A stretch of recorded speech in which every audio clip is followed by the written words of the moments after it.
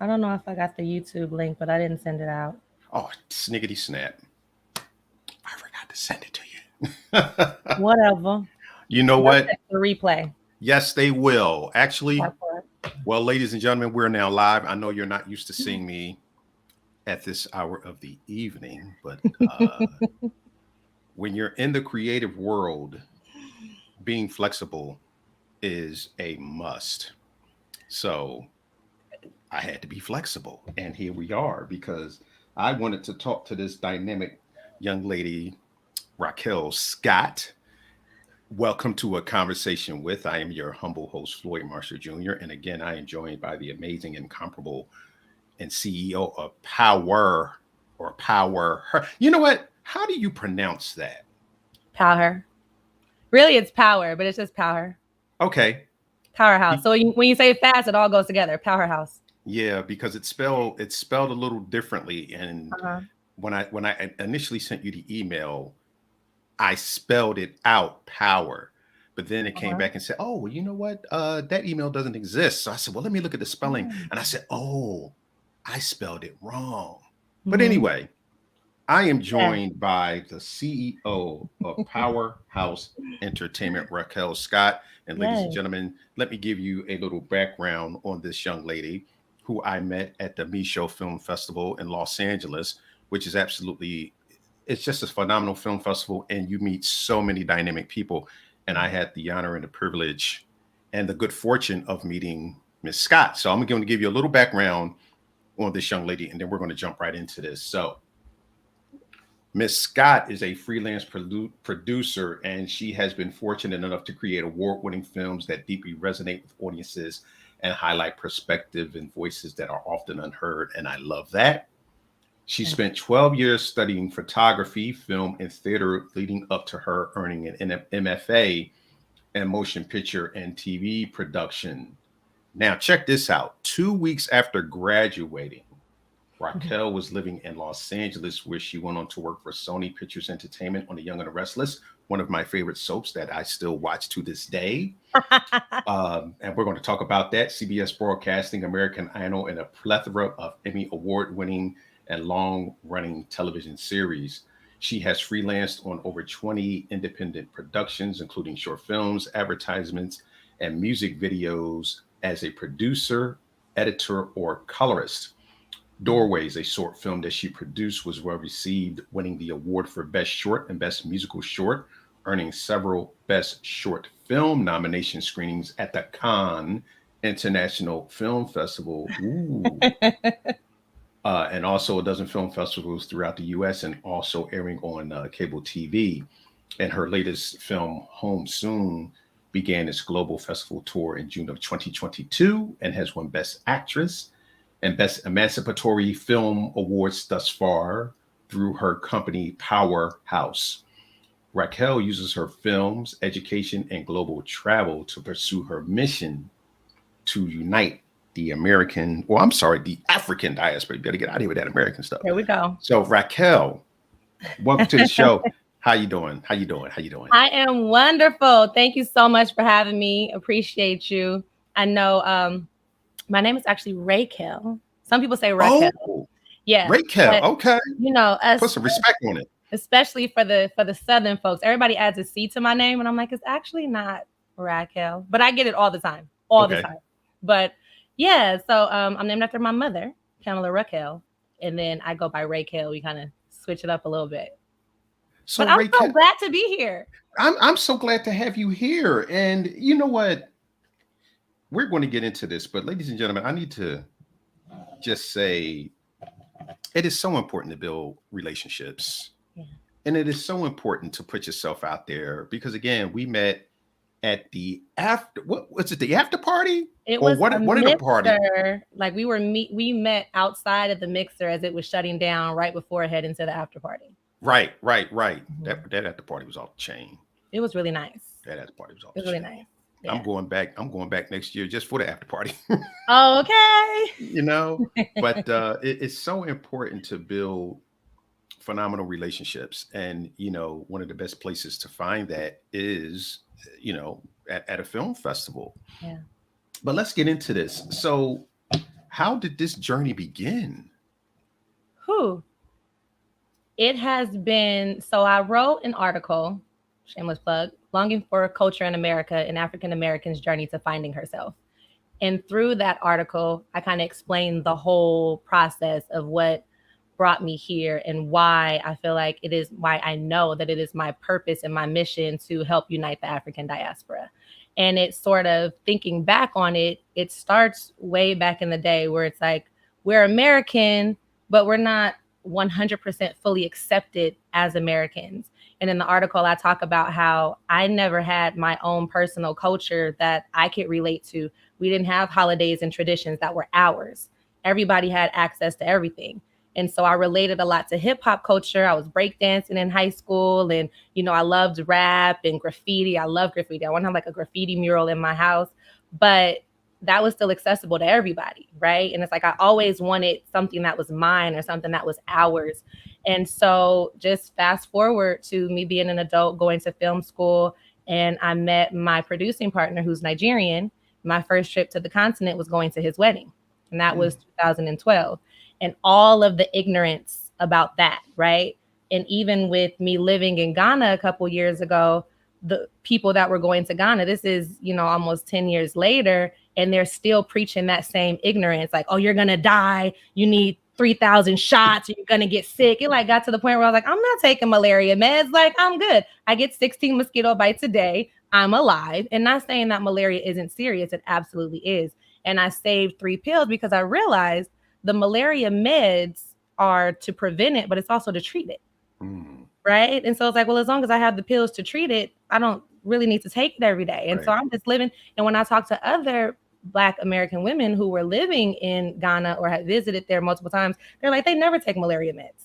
Right? They may have some on deck, but they're not popping them every day. Like, you know, you're not about, and some people do get really sick. I'm not trying to minimalize it, but just the way that the government kind of tells us to, you know, we don't eat the food, don't, you know, the water is dirty, so don't eat salad because, you know, all the fruits and vegetables grow and it's like, wait, what? So even when we went to Nigeria, we were so ignorant, and it's a little bit embarrassing, but I talk about it in the article. But now, fast forward with me making all these connections, me going back to Africa multiple times, me having friends from all throughout the continent of Africa in different countries, and living in Paris is where it actually kicked off. Because I learned more about Africa and Africans, different countries, in Paris than I ever had in 30-something years being in America. I was eating Senegalese food from Mali, Nigerian food, and it's just so much culture there. And I was like, wow, like this is dope. What I'm just missing out. And it sort of all just led to me here and now. Wow. Yeah. So you took basically a journey of discovery. So I understand that at one time you were actually studying to be a lawyer. Yeah. When I was either like 10 or 11, I read about a man who served like 20 something years in prison and was innocent. And me as a child, I'm like, wait, that doesn't make sense. We have all of these things in place. You know, we have the lawyers and they have trials and the all of the judges and just like the whole process, due process, and making sure that things like this doesn't happen. How can a person be in jail for 20 something years and they're innocent? Little did I know that it happens regularly all the time. And so my initial mission was like, I'm going to fight to make sure that innocent people never go to jail. That was my goal. I'm going to become a criminal defense attorney. And then as I got older into like my teenage years, I was like, no, I think I want to work in like the appellate courts. Like I want to get people off death row that are innocent. And that just became my mission. And I was always such like a good girl. I never like getting in trouble.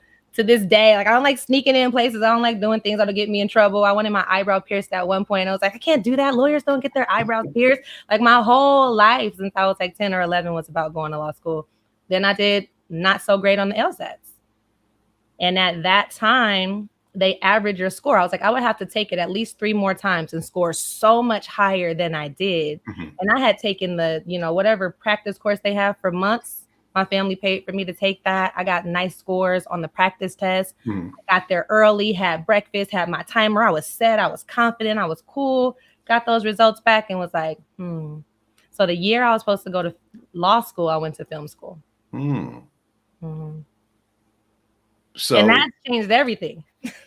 so you don't score well on the LSAT, Mm-hmm. but what made you decide?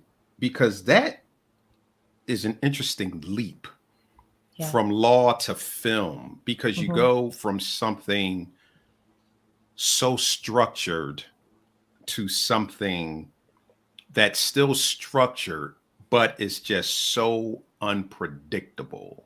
Yeah. So how did you go from law to film? So, like you read earlier, I had been taking acting classes, photography. I'd done everything. I was sewing costumes in grad school, working for the costume department. I built sets. So that was always like a hobby. Whenever me and my Oh, family went on trips, I was always a videographer. I was always a photographer. I'm an award-winning photographer for analog photography. Like I have dark room equipment. Like it's like serious, right?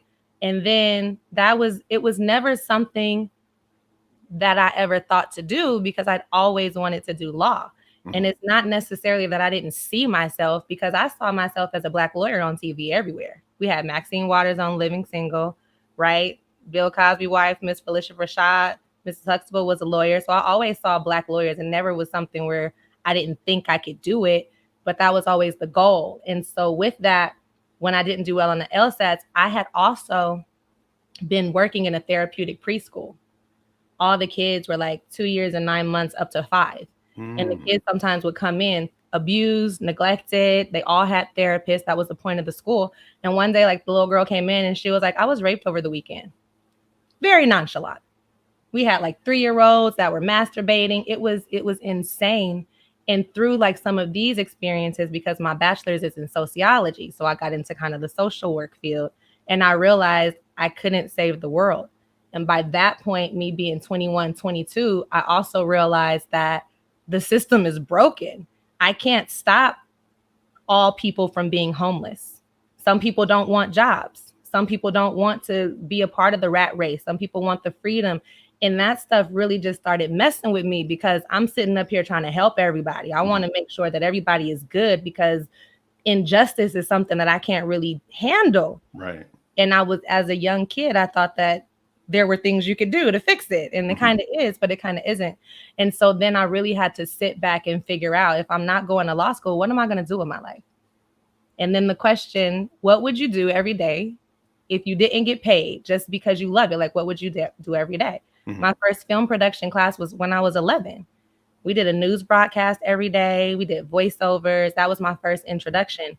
And then all throughout high school, all throughout undergrad, I was always taking acting and drama, digital photography. Once I got to undergrad, it was digital photography instead of analog, always doing video productions, always had a camera. And so I was like, why don't I do this? And I already knew how to do it. So when Right. I applied to the school, they were like, well, you have to submit a portfolio and all of this to be able to get into the master's program instead of doing the bachelor's program. Oh, that's easy. Just put something together, cut it real quick, submitted it, and it was all good. So then I got my master's in film and moved to LA. So so you didn't have to go through the BA, I guess, because you had gone to law school. Well, because I already had the BA before. So you Oh, have to get the okay. BA Okay. before you go to law school, but your bachelor's can be in Oh. anything, right? Because the Oh. Juris Doctorate is the degree that you earn. It's a terminal degree, but you don't need the master's.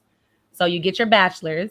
And my mom put me in college courses when I was in middle school. I was like 13, 14, Mm. taking night classes with her because she was taking them. So I was supposed to actually graduate from college a year before, not a year, that's a lie, a month before I graduated high school. But Mhm. then I took some time off to like play volleyball and be like a kid. So I ended up getting my AA the year after I graduated from high school. And then 2 years later, I got my bachelor's. So I had my bachelor's at 21 and then went on into film school. Oh, okay. So you do a deep dive after you get accepted. Mm-hmm. And once you get out of school, then what happens? Do you immediately start your production company, or are you now working on? Oh, I'm sorry. So you went to LA. That's Uh-huh. right. Let me back that up. So you Yeah. go to LA. Now, did you know anyone in LA? I have family in LA, but no one in the industry. So like we used to come to LA all the time. I'm from the Bay. So it's only a couple hours away. You know, if you drive, it's like an hour flight. So during the summers, we would come to LA. Either me and my friend would visit her family, or I have family out here. And so LA was always something that was exciting. I love seeing the Hollywood sign. Now down the street from my house, I always see the Hollywood sign. I go outside, be at the stoplight. Like, oh, I love it. So yeah, but I didn't have any connections. So now, okay. So you're in Los Angeles. You don't know anyone, but then 2 weeks later you're working. No, 2 weeks later, 2 weeks after graduation, I moved to LA. You moved to LA. So excuse me. So when did you actually start working in the industry without having known anyone? Because usually that's a little difficult. You usually have to have some type of in to start working. And then, you know, some of the things that you've worked on, you know, American Idol, Young and The Restless and things like that. I'm sure that's probably later in your career, but how did you initially break in? So let me tell you about God. I had 4 jobs in grad school when I was working towards getting my master's degree. I graduated in May. 2 jobs I had planned to transfer. I was a manager at Pink by Victoria's Secret, because at our location in San Francisco, they were separate. They're together now, but at that point they were separate. So I was at Victoria's Secret. They transferred me to Pink next door. I was a manager there, and I had 3 other jobs. So I was going to work at Victoria's Secret in LA, Beverly Center. And then I had, what else was I doing? I was doing something else that I was going to transfer to. So I had 2 jobs locked and secure. Then like a family member, like a distant relative, has an uncle that was an executive at Fox. I'd had multiple conversations with him, and he was like, when you get here, let me know. I got a position for you. Multiple conversations with him. Got to LA in July of 2011. Did not get a job. Mind you, I've been doing film forever, right? Not even talking about film school. I've been doing film and stuff forever. Plus, I have my thesis and everything that I worked on, because the school that I went to, the goal is to make as many films as possible.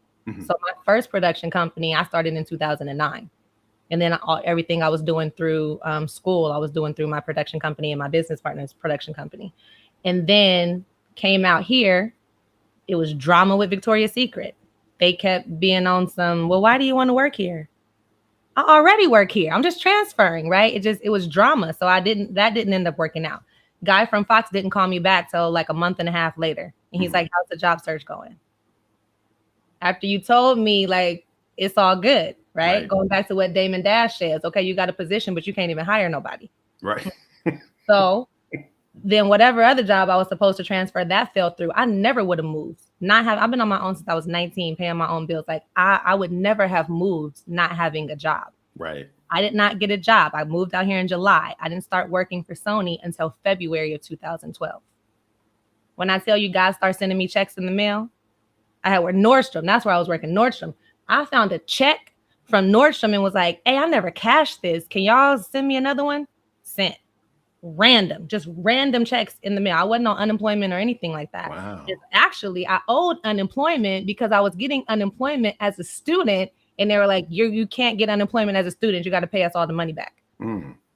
Right? But if I go and have a baby, y'all give me all the Section 8, the food stamps, cash in the world. But I'm out here trying to get my education, and you say I can't get any help. Okay, that's fine. So I don't know. Listen, he provided until February. Master's degree in film and editing and producing. A bunch of years of experience, portfolio. I got a job as an intern. That was my job with Young and The Restless through Sony. Okay. Mind you, I applied to Sony to do film. Don't know how I wound up doing television. American Idol, intern. They had me helping with the editing department, doing different stuff. Okay. Dancing with the Stars and all that. I was a page at CBS. So after my internship with Sony working at Young and The Restless, I got a job at CBS as a page, which is like bottom of the barrel position, but you get to work on all these shows, all these live shows, all these sitcoms. So I'm networking like crazy. Got kicked off a show for networking, but it's fine. And that was it. And it was like, it's crazy to me that I can't get any type of job of substance, seeing as how I have the master's degree. And it was at one point, the the SVP, senior vice president of CBS, would come and talk to like the pages and the interns sometimes.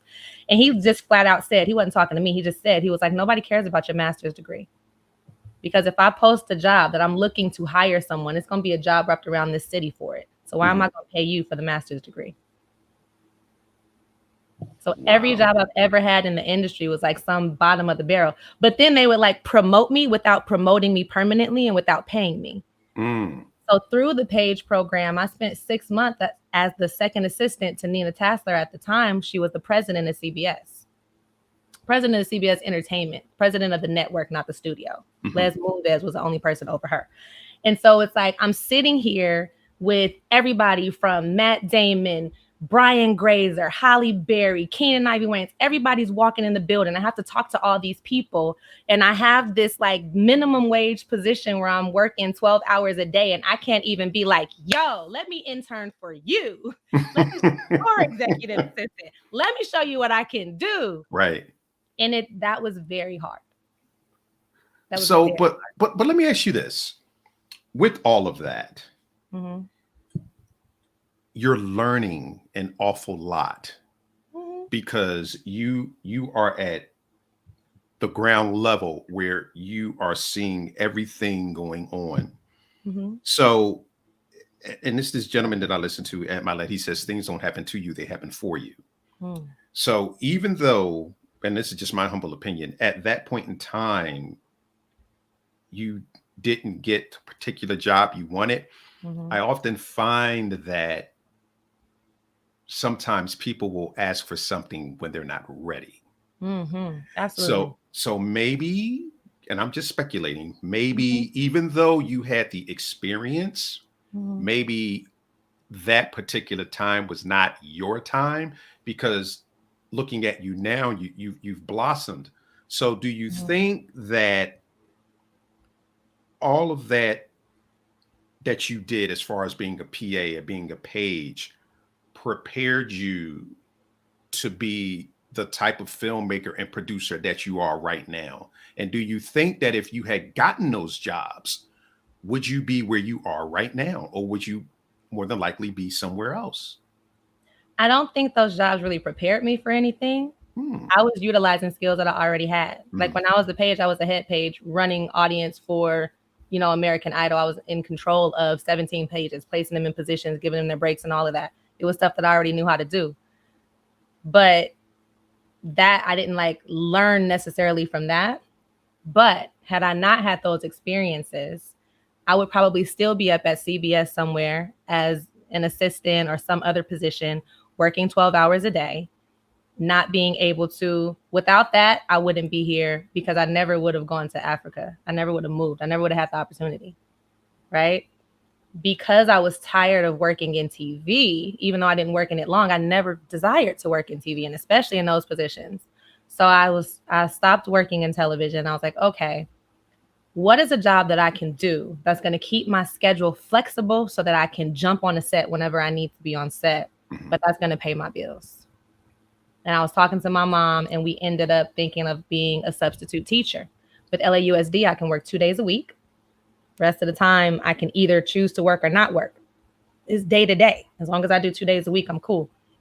I had already passed the CBEST because my mom told me to take it when I was 19, and that never expires. So that was the only qualification that I needed. I had the master's. You need a bachelor's in the CBEST. So I did that. And my very first day teaching, I was South Central LA at the school that I work at today. And they were flipping desks, cursed me out, calling me all types of BITCHs and everything else. It was nuts.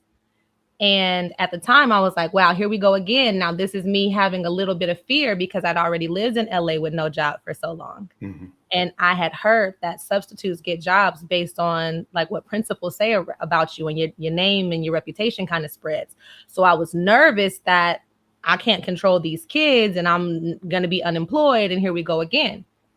The principal came to me and he said by lunchtime, 3 teachers had talked to him and said that he needed to hire me. What? These guys are cussing me out. They're flipping desks. They're going crazy. And he said there was not one fight. Not one kid left your class. He was listing all these discipline things. And he was like, usually these kids are all out in the hallway running amok. bothering and disturbing all the other classes. Wow. Mind you, I was teaching English, and education is super important to me. Mm-hmm. And I'm like, how can these kids not have an English teacher? They haven't had an English teacher for over a month. We're sincere right now. They have no English teacher. Mm. I ended up at that school for 3 years. Teaching has been the thorn in my side. Recently, we had a guest preacher, and he was talking about the thorn in your side and how it can be a good thing. And I'm like, teaching has been the thorn in my side for going on 9 years. Mm. Without teaching, I wouldn't have had the summers off. I wouldn't have had the 3 weeks off in December. I wouldn't be traveling the world as often as I do. And I definitely would not have been able to afford to move to Africa and take 2.5 years off. So all of that leads me to this. And none of it would have happened if I had gotten the roles. I'd be making films, which is like my top priority. Right. But I wouldn't be making an impact, and I wouldn't be connected, and I wouldn't know more of myself as much as I know now. So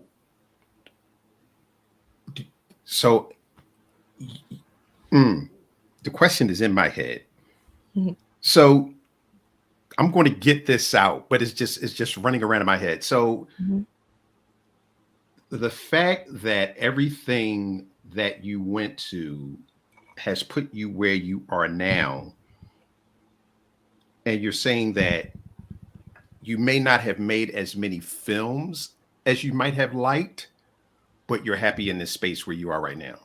Absolutely. I'm not ecstatic, Mm-hmm. right? And I have a whole slate of films ready to go. But my slate of films today is way different than my slate of films 2 years ago. Mm.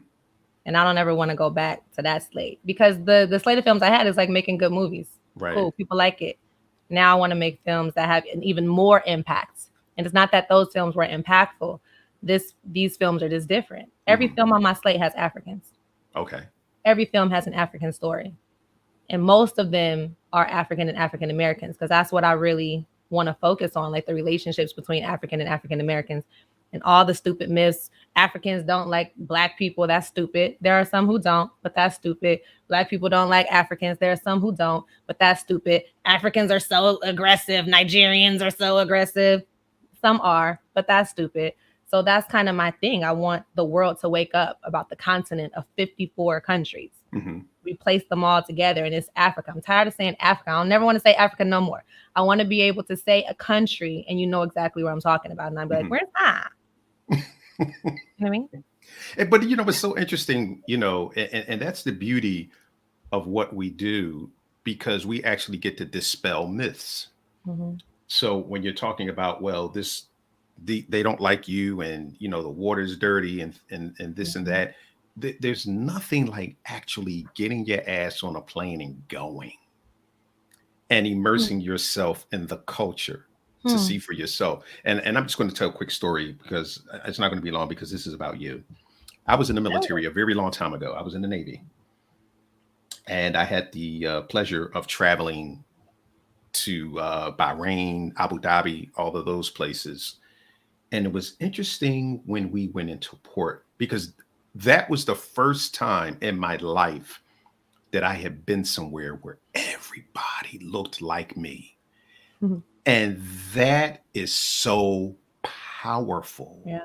It really is. And it's so interesting, because in the mini documentary that I saw of you, when you were talking about you were in Paris and people were walking up to you, thinking you were a native and speaking French. That happened when I was in the Middle East. They would walk up to me. They were speaking Arabic, and I'm like, I'm American. But see, everybody looked like you, so they just assumed. Uh-huh. So when you talk about you want to make films that dispel these myths, that is so very important, because without people like yourself telling these stories, a narrative gets pushed. Mm-hmm. And then people are looking like, well, I thought that you fill in the blank. Mm-hmm. So you travel to Africa for 2.5 years. Not quite. I took 2.5 years off work. 2.5 years off. The goal, I was in Africa for a year. I was in Ghana for a year. Okay. The goal was because I saved up money. I know how long it was going to last. It ended up lasting 2.5 years, but I was like, oh no, a year or two. I'm trying to stretch it out. But the goal was to travel the continent of Africa. I wanted to hit as many countries as possible. I wanted to hit all 54. And how many weeks is it? Like 52 weeks or something in a year? I wanted to hit all 54 countries. And if I couldn't, I at least wanted to hit like 20 or 30. Right. Went, and mind you, I have family members that have been to places like Egypt. I haven't been to Egypt. I would love to go to Egypt, not at the top of my list. Because everybody wants to go to Egypt, go on a safari, or go to South Africa. Because that's all that we know. If I say, hey, I'm going to Uganda, you want to join me? You're like, what's out there? I'm going to Burundi. You coming? What we doing out there? What's the internet like? What's the, like we don't know. We have no clue, right? So I wanted to go. I need to see what's going on in all the countries. Once I booked my ticket, and again, everything that people are saying in the government or when you go get your shots or whatever, oh my God, are you sure you want to go? So many people were hesitant. They're like, I see you. One girl in particular was like, I see you. They're really trying to talk me out of going, but I see the pictures that you're taking. I see how happy you look. I see the pictures other people are taking because I went for your return. And she was like, I think it's cool. I said, girl, they lying. Get your butt out here. Stop playing. We out here living well, right? I'm knowing people living in penthouses and condos, 5,000 euros a month, 8,000 euros a month. You think people are broke? Okay. There is poverty, but that shouldn't be the only image we have. And so once I went there, other people who never had a desire to go anywhere outside of Egypt were like, oh, I'm pulling up. So my mom came, my cousin came, my brother was coming, then COVID happened. So I hadn't planned on staying in Ghana for a year, but I ended up staying in Ghana for a year because of COVID. And when the border shut, they had repatriation flights every couple weeks, at least once a month. I was like, well, I'm going back to the US for everybody dying. Not to be disrespectful to people who died, but for real, my sister had a cousin who died. Like, y'all numbers are sky high. And we got like 2 cases here. Why would I leave? Wow. Yeah. So, and I didn't want to come back anyway, COVID or not. Like, no, I'm chilling out here where I never need a jacket. Are you the weather? You say I have not unpacked winter clothes. Never. In a minute. And literally didn't know how cold it was. Like even in LA, I didn't know how cold it was till I got back, and I was like, oh my God. Yes. Yes. People don't understand that. Yeah, although California is nice, they still have seasons. Yeah. But so you're in Ghana and you're just immersing yourself in the culture. What's because here's another myth that they talk about, the film culture in Africa. Now, I've watched a lot of African films. They have gotten a lot better over the years because some of the production value was not that great, but it has really grown by leaps and bounds. Yeah. So when you were there, what was the film culture like? One, they had started the National Film Authority. There's this lady named Julieta Santi, and she, I can't remember now because it's been a couple years since I've been out there, but I know that I went and met with her assistant because she was, I think, at like Sundance or something big, which she wasn't able to meet with me. But I believe she's partially American. I know she's Ghanaian, but I think she was like raised in America or something like that. She was raised in some Western country. And now she's taken her education, her knowledge, her resources back to Ghana.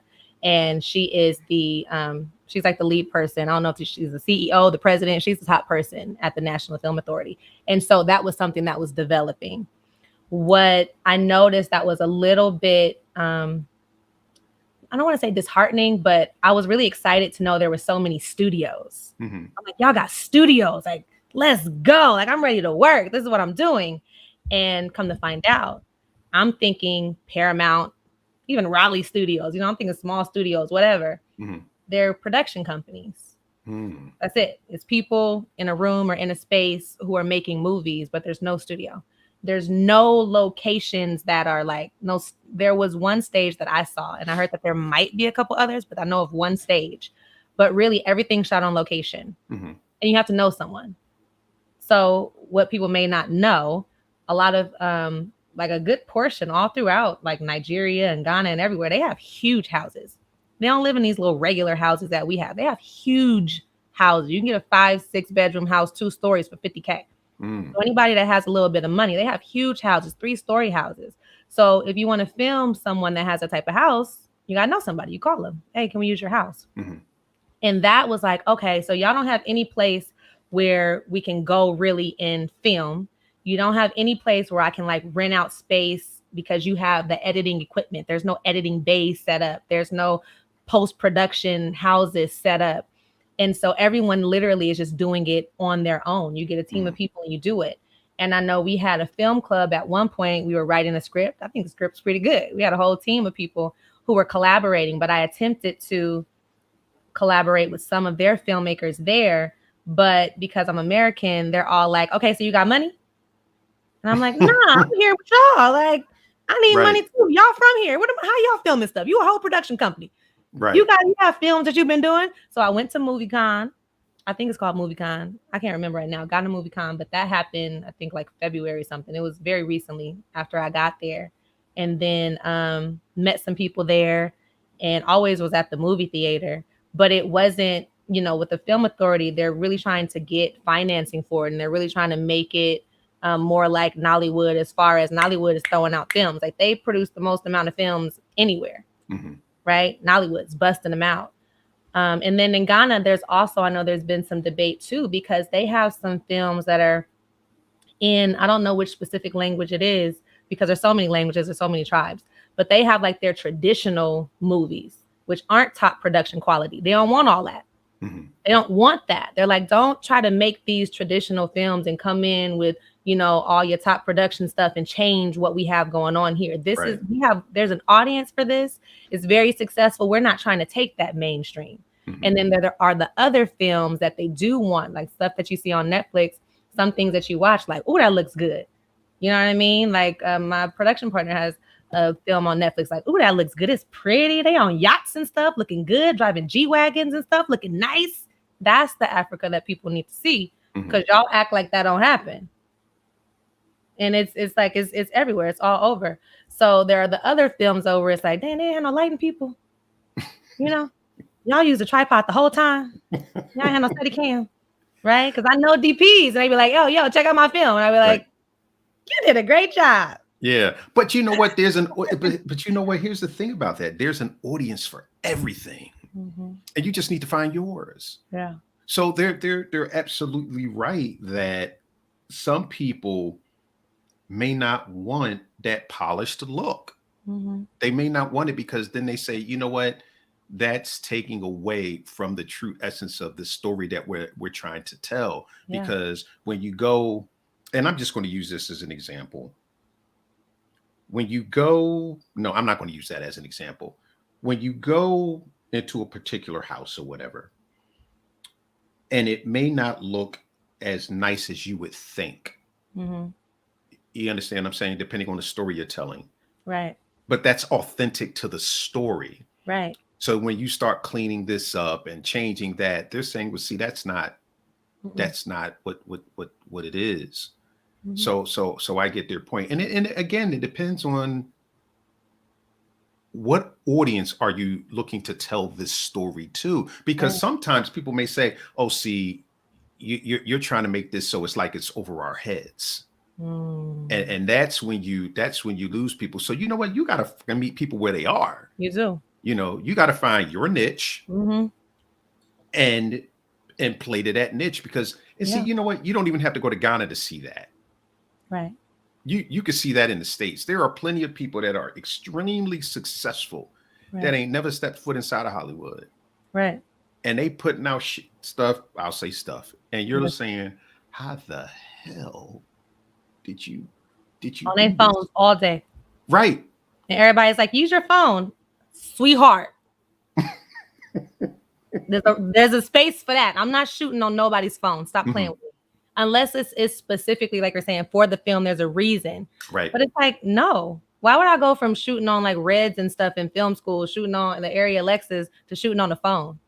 No. But then that's also why I don't have as many productions done, ain't it?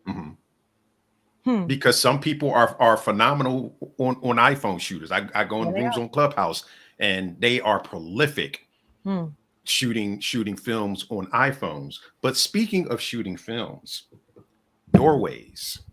Yeah. So you produced that.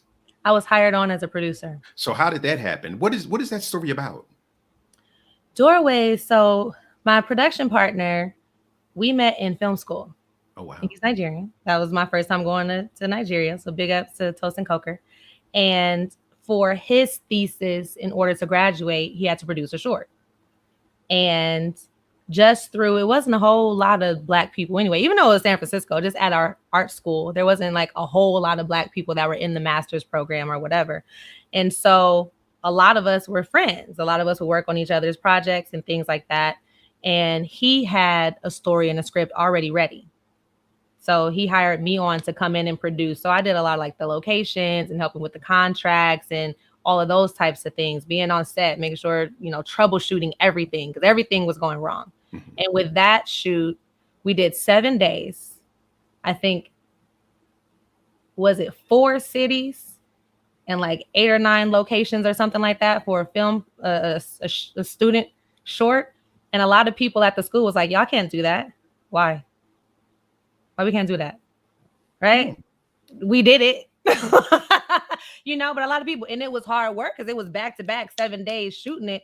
But film school too, and this is another thing for people that really are kind of struggling putting their teams and stuff together. If you can get graduate students that need the credit, honey, they are on their game. They know what they're doing, especially if they're going to a good school. You get you a film crew of film students and you feed them well. Like, look, I was watching you and Nikki and you and the screenwriting lady. You feed them well. You got to feed them well. One time the DP checked me. I had a whole caterer and everything. He was like, look, the food has been good, but today, these sandwiches, that wasn't enough. I'm like, my bad, y'all. You got it. It's all good. We're going above and beyond from now on. But you get them and they don't need a whole lot of money. They need credit, right? So you give them a little change and they get their credits for school, which they need to graduate. And they're going to have access to the equipment for free or for cheap because they're students. Hello, right? And so there's ways to go about it. And they hired me on. So as film students, we were able to get it done. But Doorways is a story of a woman who's in an abusive relationship and she's trying to or she left an abusive relationship and she's trying to pursue her dreams as a single mother. Mm-hmm. And, working a whole bunch of jobs and trying to take care of her son with her job on the back burner. And, she doesn't give up on her dream, but it's also hard to kind of navigate the world where you don't have really anybody there for you. And her best friend is also in an abusive situation. And she's just like, we got to get out of this. Like it has to change. And so it's just her kind of coming out, stepping into faith, stepping into her own and not being, I don't have the means to take care of myself. I got to stay with this man who's hurting me or whatever. And it's her taking that chance and getting stuff done by any means necessary, which is a lot of Black women's story, a lot of women's story, period. Yeah. But yeah, it's a Black woman in the story. Wow. So it did pretty well. So Cannes, it played at Cannes. So we were in the short film corner at Cannes. So it played at the Palais. Hello. But it was an official selection. It's not like it was, they chose it to be. First of all, it was too long. Mm-hmm. We couldn't enter it in competition because it had to be 15 minutes or less. And I think we had like a 45-minute version. Mind you, we shot a whole bunch of cities. I think the longest version was 45 minutes. We almost had a feature now. And then we cut it down to like 24 or 25 minutes. And so it was still too long. Like a lot of film festivals, you really got to be 10 to 15 minutes type thing. So when you start hitting 20, it's too long. But we played in the short film corner. We had multiple screenings. And that was a really great experience, just being in the Palais and meeting everybody and all that. Wow. Well, you know what? The film festival that I have, our cutoff is 20. 20 minutes, the ABFF, 20 minutes. Mm-hmm. When you start getting into that 25, then we're talking it's like a hybrid. And this is what I tell filmmakers all the time.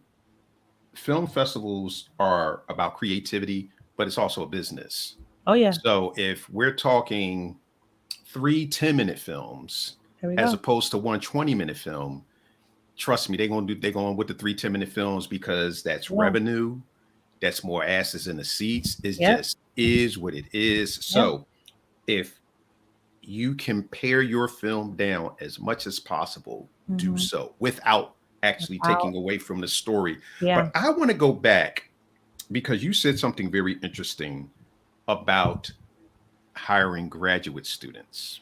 Mm-hmm. That is so true because years ago, I auditioned for this film.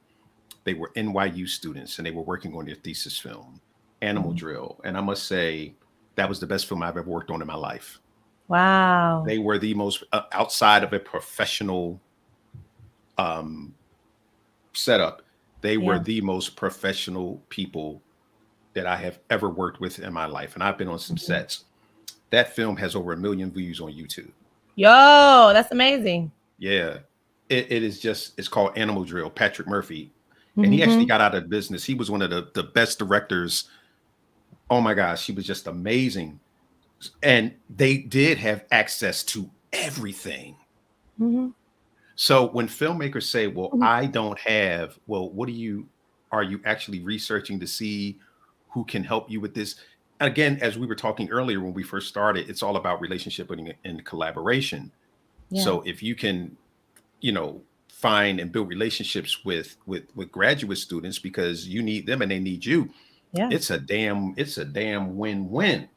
Mm-hmm. So let's move on because again, I'm tired of talking about me. This is not about me. Home soon. Home soon. Mm-hmm. What's going on with that? Interesting story. How I have a love-hate relationship with social media, so I don't like to be on there all the time.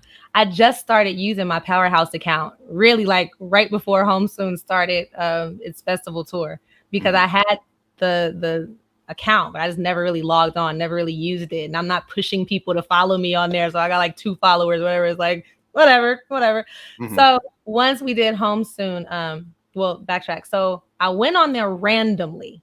Happened to go on the Powherhouse, logged into the Powherhouse Instagram and saw that Jackie, I'm drawing a blank, I can't think her last name, but Jacqueline, she is an actress. She's like now a director and everything in New Orleans. She's super popular. She's very well known and well established in the industry. And she posted something about like a producer's workshop for free, randomly on this site, right? And I'm like, oh, okay, that's interesting. I'm signing up. So what happened was this lady, Dr. Anita Cow, who teaches at one of the schools out here, she teaches production. She's a producer. She did, I think it was like 6 weeks, a 6-week free course that she does at the colleges, right? She did it for Jackie and said that Jackie can invite whoever Jackie was like, well, who can I invite? She kind of didn't want to do it by herself, but she wanted to learn producing. And Dr. Cow was like, invite whoever you want. So Jackie put it online and a bunch of us signed up. And through me interacting during the course, the writer, director, lead actress, and producer of Home Soon was also a part of that producing workshop. In the very last class, I think I had put like my email or something like that, and she snatched it. And she hit me up and was like, hey, we were in this class together. I enjoyed like your interactions or whatever it was that she said. I'm producing a movie. I'd love for you to join me. And at the time, I wasn't even back in LA. I had been gone for 2.5 years. And then I ended up moving back to LA, July, 10 years later, almost exactly to the day, 10 years later after I left. And October, we were on set. Wow. So she hired me on as a producer. And that is the very first film that I've produced through my production company. Wow. Yeah. So what is it about social media that you don't like? Oh, there's a bunch of things I don't like. Where do we start? Let me rephrase that question. Why don't you feel as though you should use it in the way you need to use it? I just started. Partially so I have 3 Instagrams. Until June, I didn't really know what my purpose was. Okay. I'd been traveling the world. Everybody is like, do a vlog. I was on my travel page, which is supposed to be this travel stuff to maybe potentially get me another stream of income. I think I posted 9 times out of the year that I lived in Ghana. I'm here. I'm not living in the expat area. I'm living in the native. Somebody told me you live in the indigenous area. Right. I'm with the people. I'm not worried about y'all on social media. Right. So part of it is it's too much work for too little for me. I feel like I don't care how many likes I get. Mm-hmm. I don't care how many followers. Once I made my regular page private, I'm like, I'm about to actually delete followers. And I've done that a lot on Facebook, and I've seen other people do it too. Mm-hmm. I'm deleting you. What I need to have you as a friend for? That doesn't Right. make me feel good. That's no substance. I used to every year delete my Facebook so that people couldn't tell me happy birthday. Mm-hmm. If you know me, you know it's my birthday. You will call me. You'll hang out with me. You'll text me. I don't need 500 people on my Facebook saying happy birthday because it's trending or it's streaming or you get an alert that it's my birthday. Mm-hmm. For what? You know what I mean? I appreciate it, but you wouldn't have known it was my birthday, and there's no harm, no foul. Right? So I feel like the fakeness of it is crazy. And now it's really gotten out of hand where when I see something on Instagram, that's where I get most of my news from. I leave Instagram and I go find a credible source to back it up. Right. I'm not looking at this 2-second clip on Instagram. And I see people post that all the time. They'll post like a little clip. What are your thoughts? I don't have no thoughts. I need the context. What are they talking about? What happened before and after this? You got 100 comments. How you have an opinion about something and you don't even know what's going on? Please stop. And it's filled with that. It's filled with everybody has an opinion. And that's great. I'm glad that you're voicing your opinion, but it also makes people very lazy. Yes, it does. Yes, it does. Because you get those, and it makes people, because it's a double-edged sword. I use it a lot because unfortunately, it is a necessary evil. If you're going to move in this space, it is a necessary evil. Yeah. Because that's definitely one of the ways that you can cultivate. And it was this term that a good friend of mine, KL Jones, she's amazing. She said, I don't have followers, I have community. And I love that. And I was saying, I wish Instagram would actually change it from followers to community, because I don't want people following me, but I am trying to build a community like us. I want us, we're friends now. So it's not that you're following me on Instagram and I'm following you. We're building community together, collaboration, building relationship. So I thought that was awesome. So I'm looking to build community, but sometimes you'll get those inboxes because, as you said, people get lazy and they don't want to work. Two people posted it, so it must be true. Right. And even with you as a producer, they'll see Raquel doing everything. Then they want to come in your inbox and want you to give them the secret sauce. And you're like, yo, I did 12 years studying photography. I can give you some pointers, but you still have to put in the work. Right. You understand what I'm saying? So do you plan on incorporating social media more into what you do? And let me ask you this. Have you ever considered, since you don't like posting, because I have 2 accounts on Instagram, and the personal one I post on there all the time, but then I have another one that is strictly for my film festival, and I have a manager that does that for me. Yeah. So had you ever considered that? Absolutely. I feel that it's not the right time for it. Okay. Once I start getting my features going and we're rolling and I have things to constantly, I'm on tour and things like that. So I started using it before Home Soon because I wanted people to start, as it's touring, I wanted people to be able to check it out and to support and to know what I'm doing. So now I post at least once a week. Sometimes I'll post 3 times in a day. But you also have to realize I have a master's in editing. I've been editing since I was a child, literally.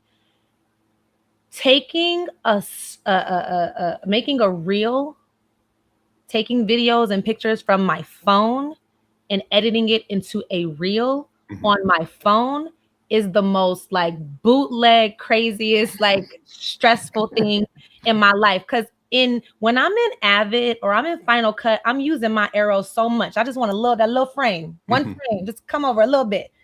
On Instagram, I'm wait.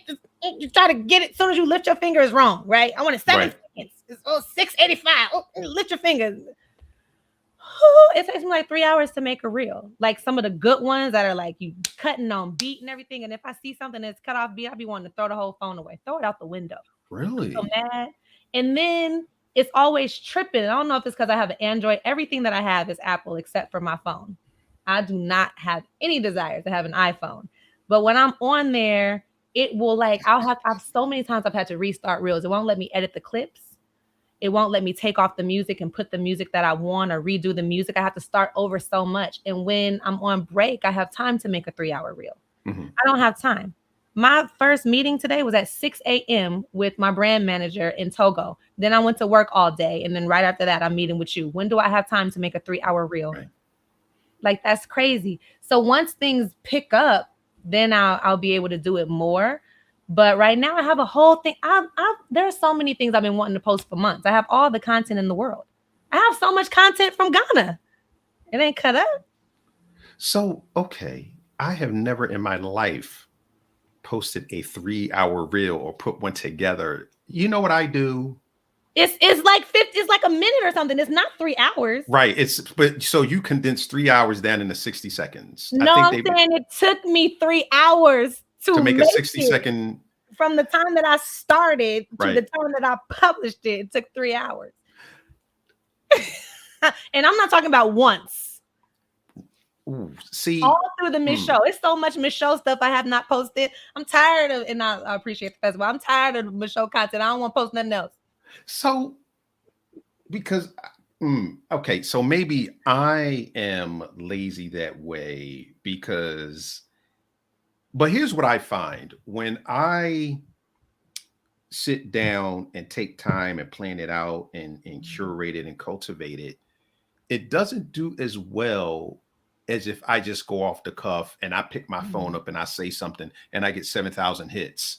And then I'll say, well, you know what? That video that took me 5 hours to put together, only 2 people took a look at it, but I just picked up my phone 2 seconds ago. And it's happened. It's so crazy. Oh, yes. You know, I'll pick up my phone and I'll do a random thought. And then a couple hours later, I go back, 4,000 views. And I'm like, what the is that all about?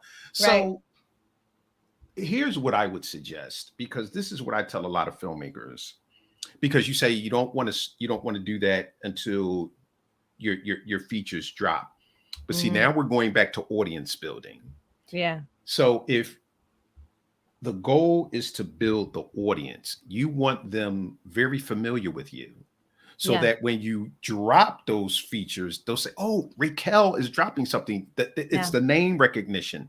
So, and this is just my suggestion, just get on and do a little 60-second, hey, y'all, what's up? I'm in the lab working.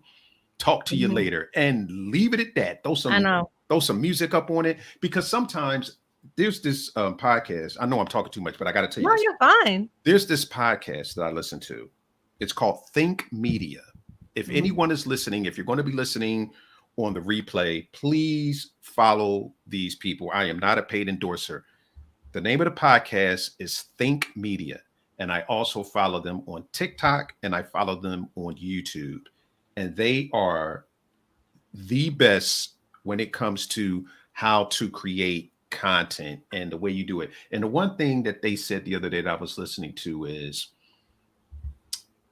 more often than not, people overthink this. Oh, absolutely. I overanalyze everything. Yeah. And my mom reminded me, because I don't remember, she was like, you really struggled in film school. I don't consider myself a creative. I can help you to develop story all day, but I'm not developing story as a creative. I'm developing a story because I'm overanalyzing everything. Nope, that character is too stereotypical. My audience is going to walk in and be offended. You need to change that. That's where my mind is. So with that, do you think that you've hurt your characters? Because sometimes we think for the audience. I mean, we actually, we're actually writing the content.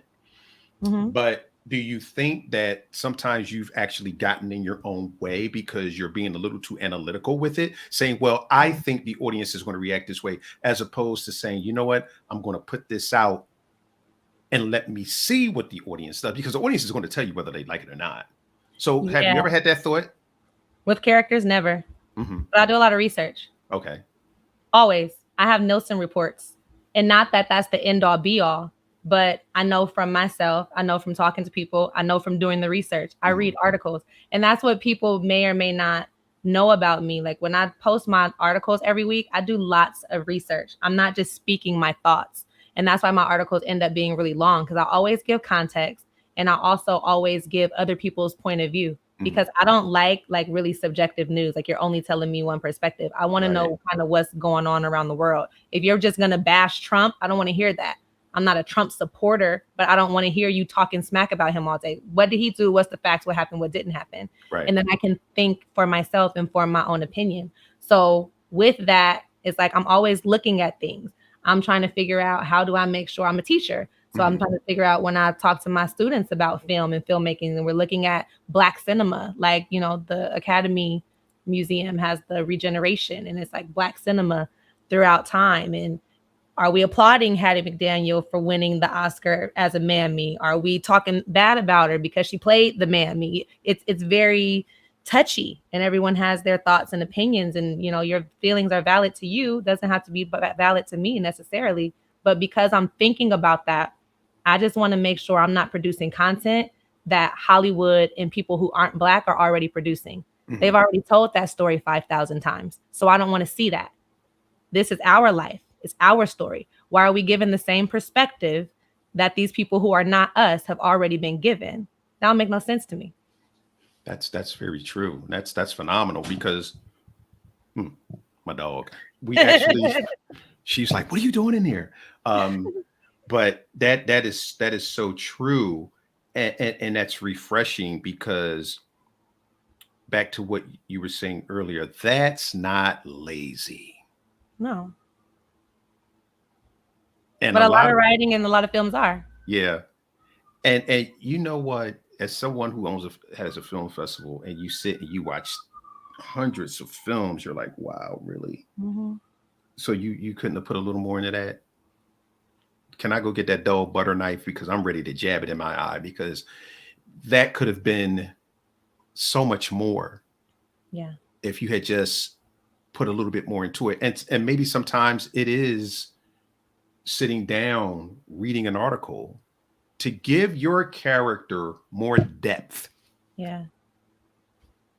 You never know. And can we stop giving everybody cancer, right?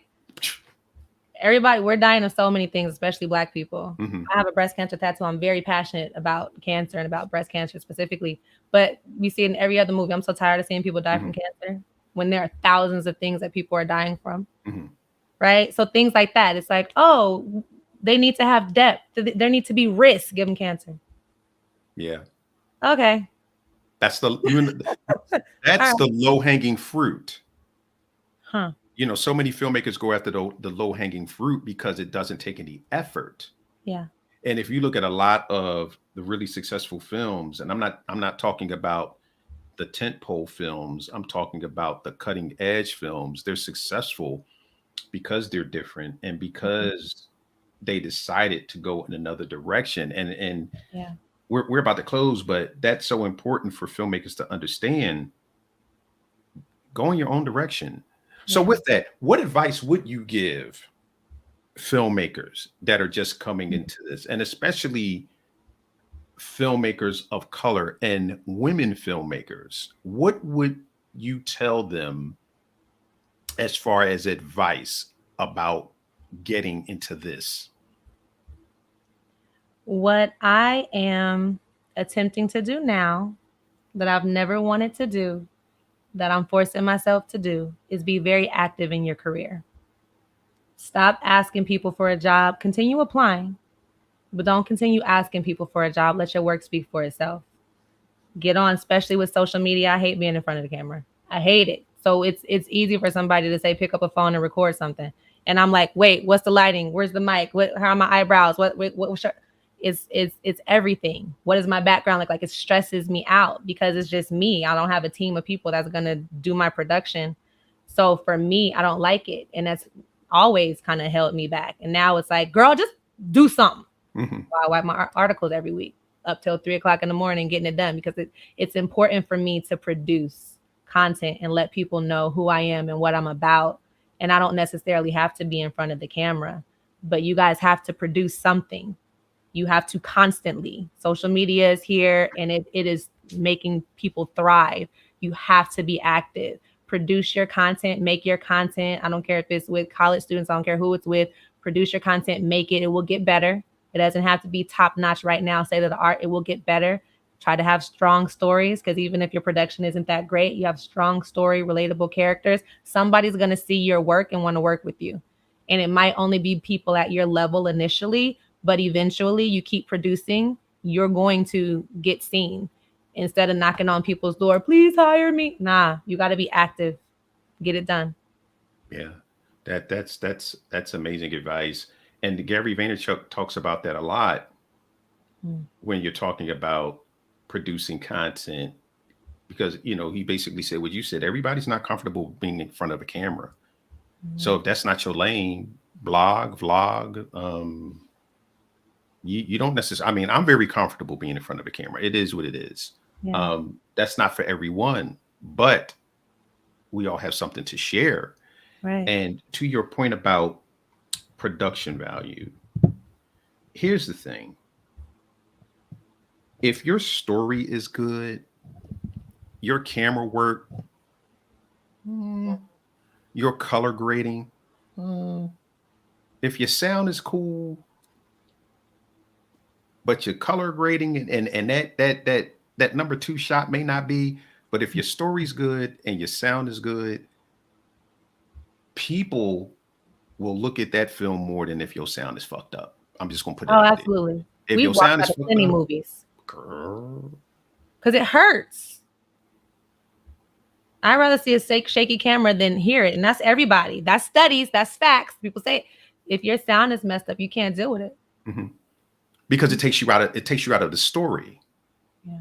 Whereas with a bad shot, you're like, ooh, they could have did that a little bit better. But if that story is compelling, yeah, like that's a badass shot. But boy, this is good. Right. With your popcorn. Ooh, let me lean in. Right. I want to see what's going to happen next. Right. But before we go, you just did an article about the Queen. The Queen. Where you talked about the Queen. Oh, the Queen. Oh, okay. Yes. Because after her passing, whether you were a fan of not, there were social media went in hard. They went in hard. I mean, I was on Twitter and I had to get off. I was like, wow.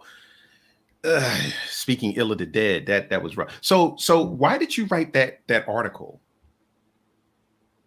What started out as a newsletter on LinkedIn. So because it's a newsletter, all the stories are kind of interconnected. And it's called Black Americans versus Africans. And the whole point of that is to show not so much the differences in us, but our similarities. And every week I have to think of something new to write. And I want it to be relevant to the African diaspora. And as an African-American woman who is at least 9th generation born in America, no clue of what my ethnic background is. The way that I feel about the Queen and her passing is drastically different than someone who grew up in the colonized country or previously colonized country who has pictures of the Queen and she's visiting. And the Queen, I don't know if she visit us. Who is the Queen? What does she do? Right? Not out of disrespect. We just don't really hear about the Queen. We don't learn about her. Our founding fathers left there. So they aren't all in the history books like, oh, the monarchy. No, they left there and they got their independence from there. And we celebrate that independence. So we don't learn a whole lot about it. And so I felt that I hit up a bunch of people because I have a lot of networks in Ghana. I have a lot of Nigerian friends. I have Nigerian friends that live in Nigeria, but I also have Nigerian friends who grew up and live in London. I have Nigerian friends who moved to London later. I have Ghanaian friends who grew up in London. I have Ghanaian friends who grew up in London but live in Ghana, like just all kind of around the back and forth and all of that. I'm obviously American. I know a lot of Americans. I read a lot of articles. How are the Jamaicans handling it? How are South Americans, not South Americans, but other people in the Caribbean, like Barbados and things like that. And I just started reading about the diaspora. And my writings are always about the diaspora. And so it was about the mixed reaction. Some people are crying, oh, my Queen, and they're really sad about it. I know people personally who were posting about Africans celebrating her life and all of that. And there were some that did. And some of us, I don't know who I am because of that. So while I don't know much about the Queen, I don't wish her any ill will or anything, but okay, next. Right. So that's kind of where I was coming from. But in the article, like I said, I don't really like only subjective. So I start off saying how highly respected and revered she was and some things that happened. And I end it with questions. I always have questions. And it's like, should she or should just rulers in general be responsible for the actions of their forefathers and their ancestors, right? How did she profit and benefit from that? When Jamaica just a couple months ago were like, y'all need to apologize for slavery and run us reparations. That was when she was still alive. So now when she's dead, and that wasn't everybody in Jamaica, that was a group of politicians and lawyers and stuff in Jamaica. And I know that Jamaica honored her. I think they flew their flags at half staff, canceled celebrations and things like that. But it's like, to some people, it's really heartbreaking, and she was loved and she has this great legacy. And to other people, she didn't. So I talked about all of it. And some people were upset. And I was like, well, clearly you didn't read the article. Because other people who are in London were like spot on 100%. But I asked people, I watched interviews, I read articles, I'm on Twitter, like anything that I write about, not that I have all the knowledge, but I always make sure that I'm careful to see what other people are saying first. Beautiful. So what's next? What's next, honey? I hope we get some money for these films. We have What did I tell you about that? No hoping? No, you don't hope. You said we're going to get the money for the films. I texted you that. I mean, listen. When did I say I graduated 10 years ago? We still waiting on the money? No, but there's a lot of things next. I plan on making some really big moves. My goal is to get every Black person to the continent that wants to go. Everybody don't want to go, but I'm gonna start giving you reasons to go. And Ghana has drastically opened the doorways with their year of return and Afrochella and Afro Nation and everything that they're doing. Mind you, Ghana's not only popping in December. Y'all can go at other times. There are things all year long, but just having that, and with that, other countries before COVID, other countries already start planning their own year of return. They had different names for it. Nigeria, and I think at least one or two other countries were planning the exact same thing, and then COVID shut everything down. And so I'm just waiting for them all to kind of pick it back up, because we need to have the option. I feel like us, like I said, we aren't fully embraced and accepted in America. And I feel like I don't want to teach my kid, have the talk with my kid, my 5-year-old, my 7-year-old. I don't want to teach you how to act around certain people who abuse authority. I just want to take you to a place where you can thrive and you can flourish, and you don't have to worry about things like that. You'll have to worry about some things, but you won't have to worry about those things. And if more people like y'all not respecting me here, I'm gonna be out. And that's it. Beautiful. And movies. So where can people find you? You can find me on LinkedIn under my name, Raquel Scott. I'm trying to be way more active there, but I love connecting with people, and I'm trying to connect with as many people around the world as possible. You guys can find me on Instagram and Twitter at THEE Powher, POWHER, Power with an H, house, at the Powherhouse. Yeah. Well, Raquel, this has been an absolutely amazing interview. You are definitely going to have to come back, because we could be here all night talking about so many things, but I don't like to take up too much of my guests' time, because time is valuable, is important. And I know you have a lot of things that you have to do. Plus, you just got home from work and it's Friday, you know? I'm crashing. But thank you again for being flexible with the time and being up late and doing this. So I appreciate it all. I appreciate you inviting me.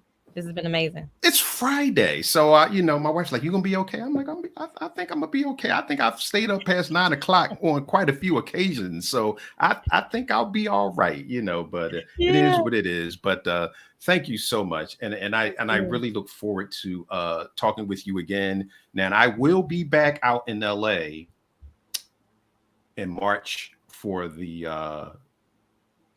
launching of Men of Color Unite, the arm of Cheryl Bedford's. Yes.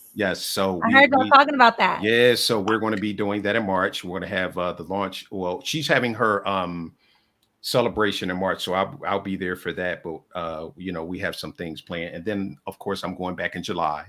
Okay. For the film festival. So I hope to see you there. But we'll definitely talk. We'll definitely talk before then.